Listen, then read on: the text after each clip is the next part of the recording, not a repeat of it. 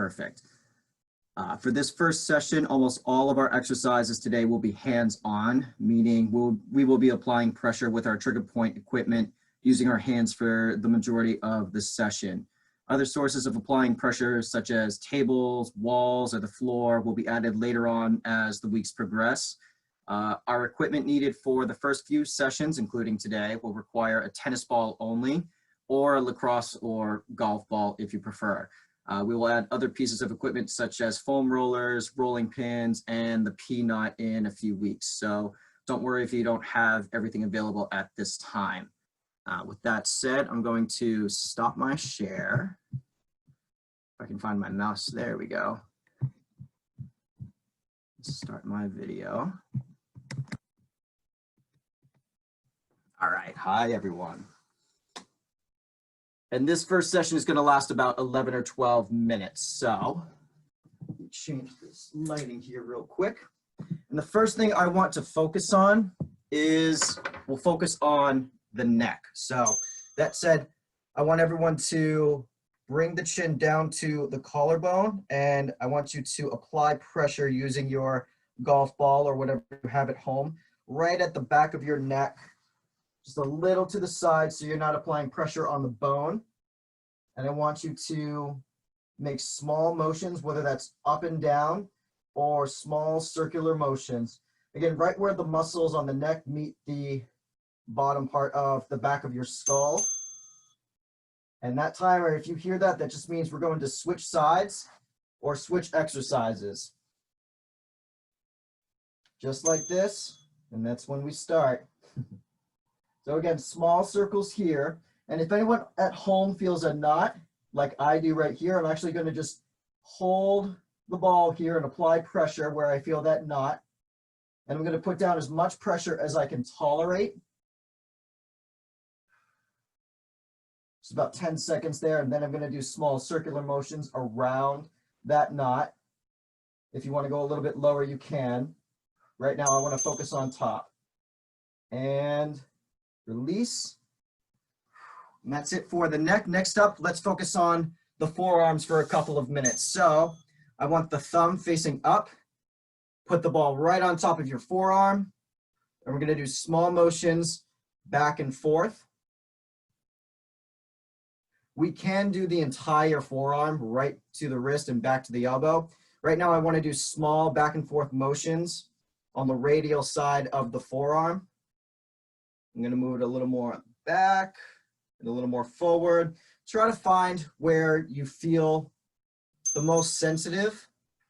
3, 2, 1. We're going to switch to the bottom side here. And same deal.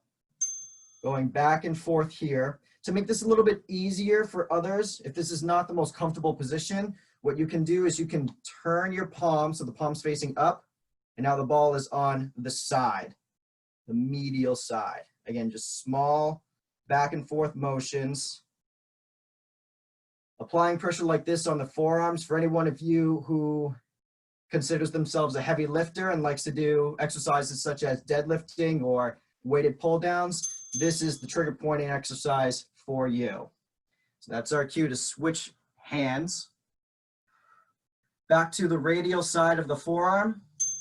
Thumb is facing up, and small motions back and forth. I am going to focus more on the side closer to my elbow than I am to my wrist, because for me personally, that's where I feel the most sensitive. I'm just going to do small motions, leaning a little more forward. I'm going to roll it a little more on the back side. Get that whole brachioradial area.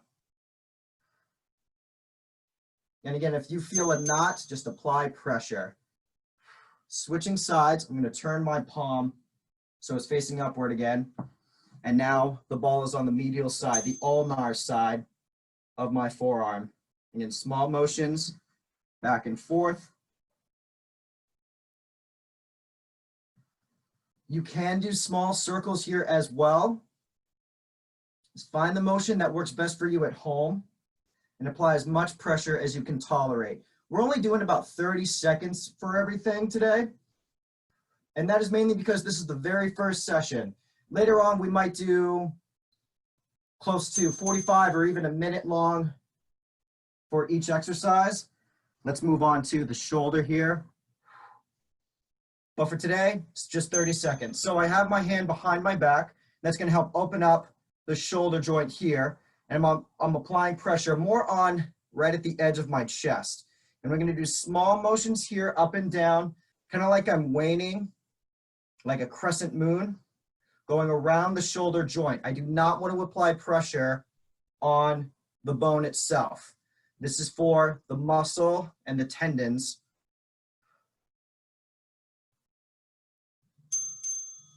And let's switch sides. So again, hand behind the back, opening up the shoulder joint. And we're going to do small motions up and down. And I'm actually going to apply more pressure as I come up. That's where I feel it's most effective. For some of you, it might be more on the way down. Again, doing what you can, applying as much pressure as possible.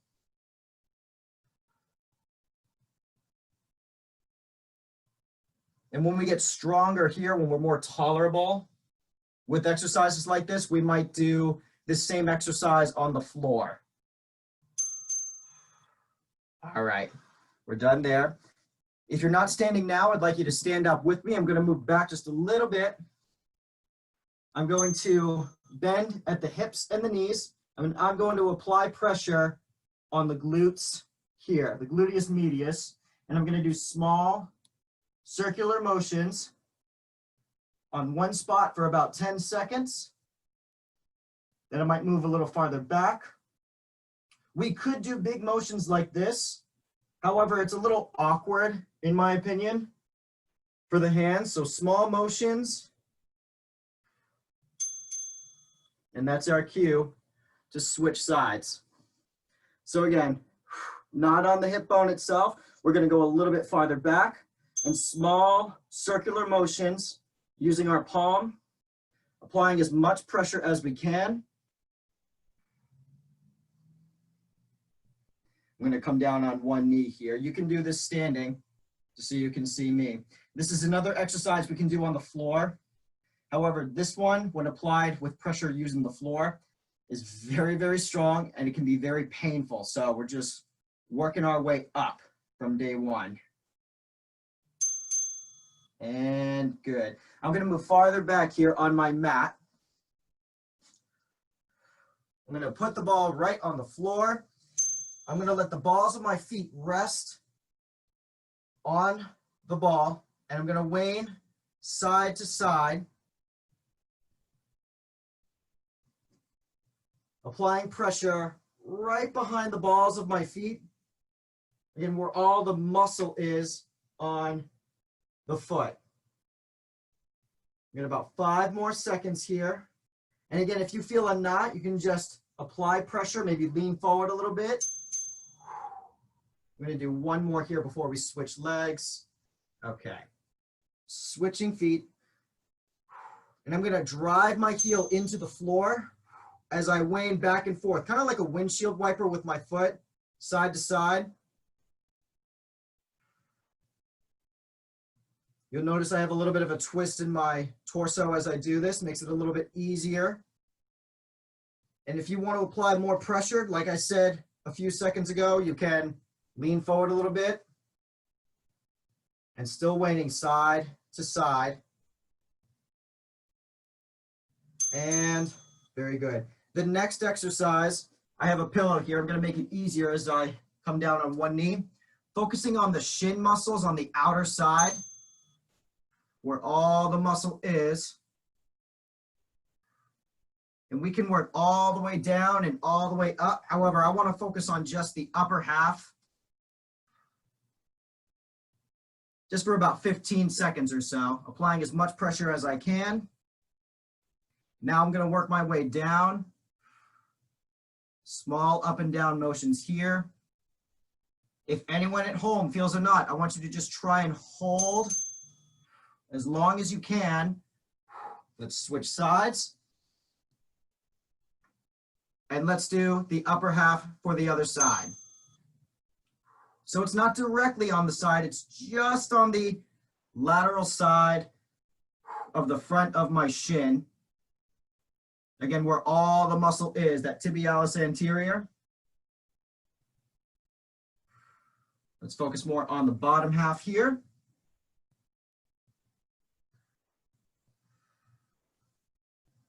And a good squeeze. One more down. And